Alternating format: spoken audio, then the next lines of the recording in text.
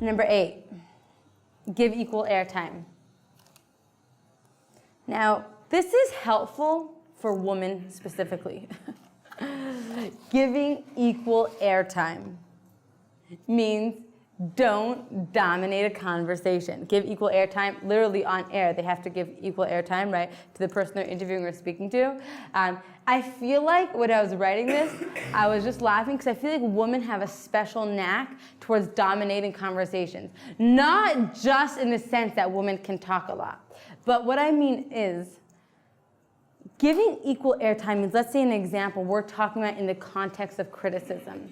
So sometimes, this is again, context of criticism, when I finally have the nerve and the guts to like tell my boyfriend, how come you never call me? You never call me, I'm always calling you, I'm chasing you, I feel like you didn't care about me, right? When I finally have the nerve to do that, so it took all the energy within me. So once I have that, like, the guts to do it, I like, hook out, hey honey, right? Like a dragon's like fire coming out of your mouth, and you just like, and it's like, anyways, how was your day, right? Like after like yelling. So when giving criticism, in general, when speaking to a person, you know that feeling sometimes you're talking to someone and then you walk away saying, that was amazing.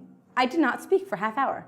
I did not say like one word and they just like spoke the whole time, right? It's called not giving equal airtime. So all the more so when you are criticizing, when you are speaking to someone about something that bothers you, when your boyfriend's not calling you or your mother doesn't give you the attention that you need, whatever the context is, or your spouse does something you don't like, instead of just blasting them and then walking away and now let them like, you know, muddle in that for a little bit, now have a conversation.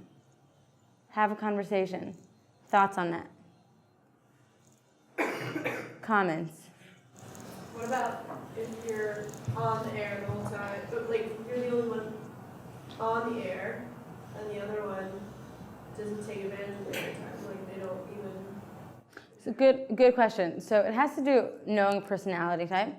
Like sometimes certain personality types are just more quiet, and then that's okay. Like sometimes there are some women who marry lucky men who just want to listen to them. Like, I'll just listen to you speak. Then that's great, run with it.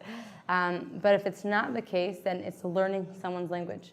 It's learning how someone, it could be for some people, for a lot of men, phones are just annoying. Like women take it very personally, how come you're not calling me? It's just annoying, like could we just speak in person? You know what I mean? So again, I'm very into just open communication. How do you like to talk? Is this like boring for you, right? If you feel like someone's not with you, I was in Mechina, maybe when you were there also, we were in Mechina, and the girls, I was like talking to the girls. I was like, and you know, I was just talking above their heads. They were like so not with me. And I was like, go for a coffee break. Do exercise, we're having a 5-minute break, right? You were there, right? Just like, well, because I was talking above their head. So I could have continued. That would have been nice. I walked in, spoke for 45 minutes, and then exited the room. And they would have gotten what? Nothing from it. So if someone, great question, is not taking advantage of the airtime, first of all, ask yourself, am I asking them questions? Am I being inviting to them? When I speak to girls who date, shidduchim, I've heard quite a few girls say, why do they not want to continue, even after one date? Because he just didn't ask me one thing about myself. Like he just didn't, like I said to him like, yes, and when I had like a cardiac arrest when I was 5, he'll be like, oh wow, okay, and then I went to Africa, and the whole continue, I'll be like, hello, or like they'll like say like these crazy things that happen to them, they won't even like inquisite more. So it helps to ask them questions, ask yourself, am I inviting them into the conversation? It could be something's up with them, speak to them. It could be, you have to learn, especially male, female. Either you go like this, like you're male, she's female, like you're female, he's male.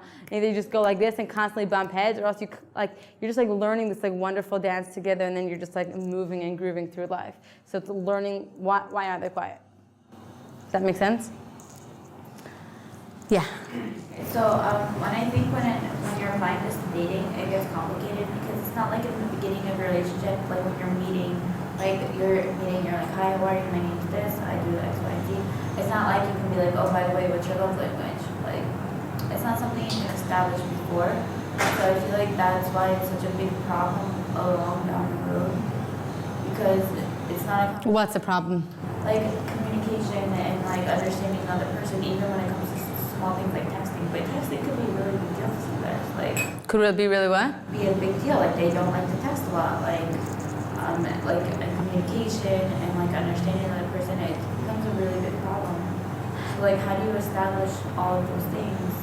Because it's not like you can be like in the beginning where you just meet. Like let's say on your first date or you're just meeting someone, a friend or whatever, you can't be like, hi, how are you? Where do you come from? Where do you live? What's your love language? Like it's not Right. really something. I have to say, I do think people should do that, but in one word, it's in two words. It's process and patience. I mean, why are you trying to get it all in the beginning? Like, why would I try and make my marriage like on day one? Be like, okay, now we're settled, we're committed, we got it. I know you. It's a process, and that's exciting. And we live in a very perfection-oriented society. But there's something nice to being like, yeah, I'm a newbie. I'm a newbie at this. Like, how do I make the first time I ever made chicken was when I got married. I made pasta before, and I made eggs before, and that was the extent of it.